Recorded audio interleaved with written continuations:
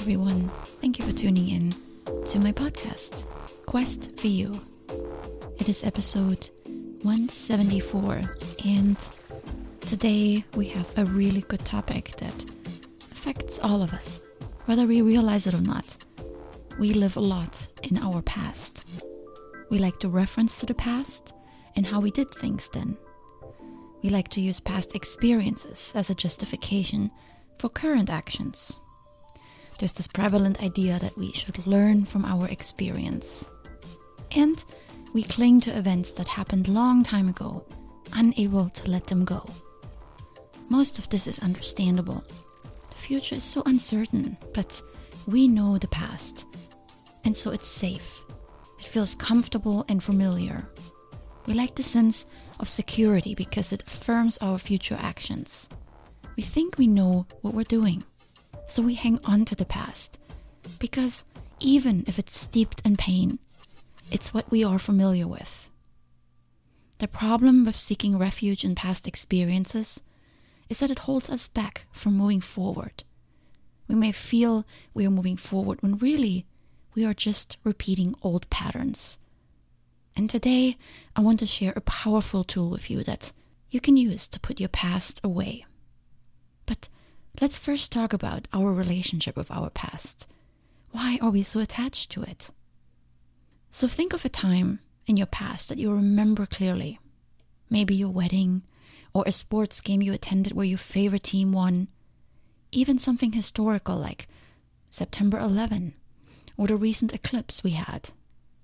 What do these times have in common? Why do you think you remember them so clearly? The reason is that there was a strong emotion involved. Anytime information is linked with emotion, it makes an indelible impression on us. On the other hand, we do not retain much about an event if it does not have an emotion attached to it. I always wondered why I, to this day, remember where I was and with whom when I watched the movie Titanic. Yet there have been hundreds of other movies I watched and don't remember much about them at all. The movie Titanic was huge for me. It moved me in a memorable way. Strong emotions, both positive and negative, leave an imprint in our memory. They are intense at the time they occur, but then we deepen their effect on us by replaying them over and over again, the following days, months, and sometimes years. Unfortunately, this isn't always very helpful. Sometimes even positive experiences can keep us stuck in the past. The wonderful time you had when your company sent you to work in Paris for 2 months. You keep talking about it even years later, frustrated that they haven't considered you since. Maybe it's even holding you back from being happy with your current job, which does not involve travel. If I just could travel again. Your judgment about that assignment prevents you from looking for any better experience. Anything that comes close to it, you will judge and measure against the previous experience, which is keeping yourself locked in and probably disappointed if, in fact, it is different. I know at some point we all have thoughts like this. I'll never find a partner like the one I had. I'll never be able to afford a house like the one I once owned. I know for sure we do it with food. We eat something amazing somewhere and we fall in love. Now we measure and criticize anything else that is not up to par.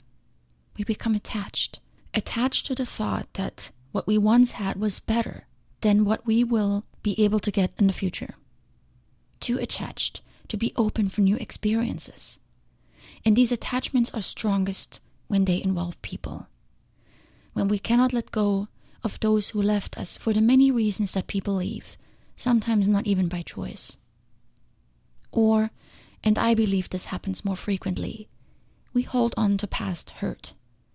For many people, it's based on the idea that holding on to a past hurt creates a protection against future hurts.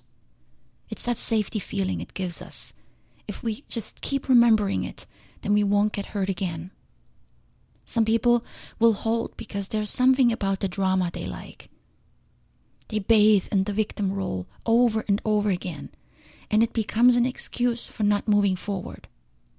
All throughout my career, I have worked with people like that. From the day you start working with them until the end, they keep repeating the same stories over and over again.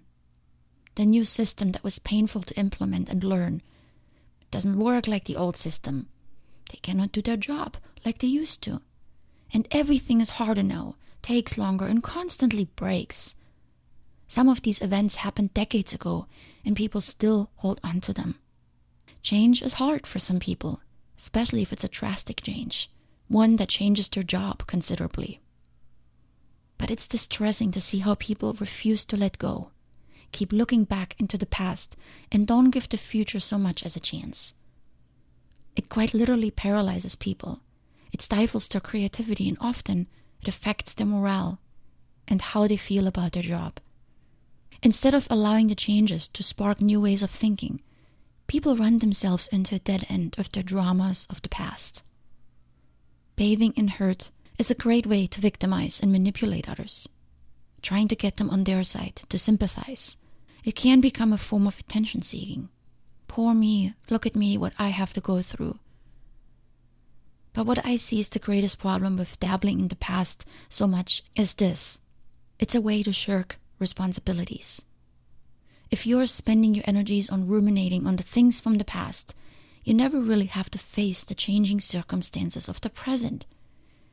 When you can blame external circumstances for your problems, you never have to worry about solving them on your own. The operating belief here is, you are the cause of my unhappiness and failure. You being the system or other people or the circumstances.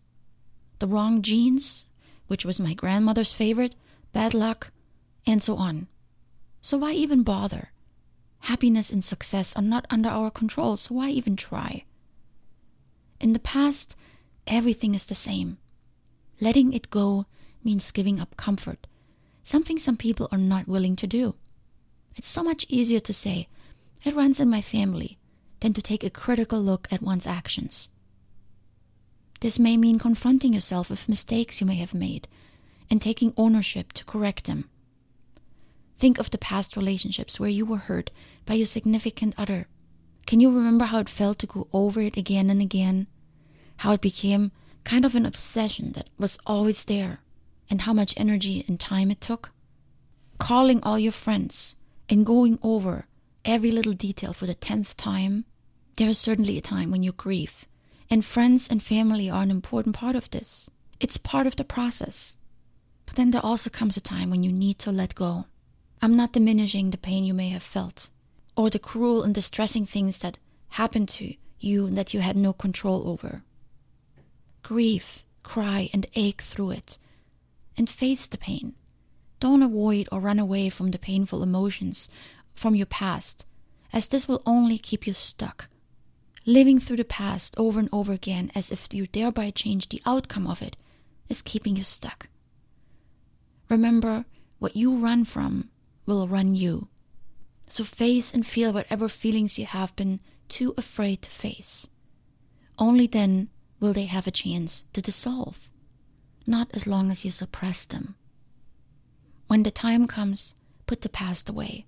You'll feel it on the inside when you begin to realize that everything will be okay. And when you move from resistance to acceptance, accepting the mistakes that led to this outcome, accepting that you needed to go through these experiences to grow and evolve, accepting the lessons as part of your journey, understanding that life is not about comfort and ease, but about growth and evolution, and then moving forward. And here is how you do that. You accept the past and you think it. Give thanks for the experience and bless it. And then it's done. And I mean this quite literally. Think about how you thank others. You acknowledge their efforts. You write them a nice note. Maybe you take them out to a lunch or a dinner. You bring things full circle. They did something for you, and you acknowledge them in some form or another. Do the same with your past. By rejecting it and fighting with it, you are refusing to make peace with your life. Our time is too short to live like that, and regret and lament. Be gracious with yourself. Allow yourself to move on. Free yourself from the grip the past may have on you by thanking it. I have written letters of goodbye to people that I couldn't let go. I never mailed these letters, but after writing them, I was ready to move on. It was both a thank you and a goodbye. I have walked the cemetery and put ideas and concepts that had a grip on my thinking to rest. I know that sounds weird, but I have a beautiful cemetery nearby, and it provides a nice symbolic touch to put the past to rest, to bury it, almost literally. Find your way, offer gratitude, and say goodbye. Stop thinking about it, prepare for it, formulate the words in your mind, write them down, maybe even record them on your phone. Say what needs to be said, and then end the chapter. Take the time you need for it, but do it. Don't sit too long on it. Otherwise, the past will become your present. Much love. Until next time.